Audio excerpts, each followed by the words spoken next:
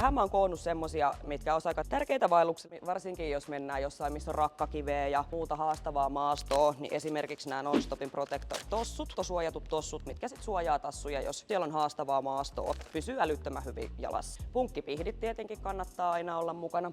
Matkakuppi.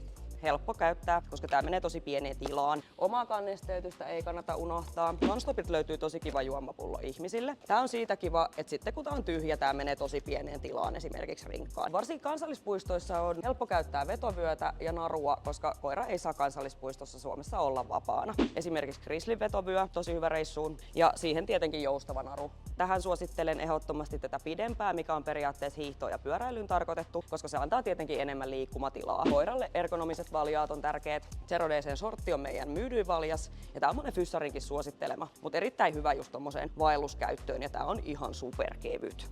Non-Stopit löytyy rescue-slingi, eli jos tapahtuu joku haaveri, niin pystytään kantaa se koira sieltä maastosta pois. Ja sitten tietenkin, jos halutaan, että koira kantaa vähän omia vermeitä, niin Non-Stopilta löytyy tosi hyvä reppumalli, mikä toimii myös valjaana. Eli täältä voidaan myös taluttaa koiraa. Näissä on aina tärkeää, että tasapainotetaan se paino, eli molemmissa taskuissa tulee olla yhtä paljon painoa, joten se on koiralle silloin huomattavasti ergonomisempi kantaa.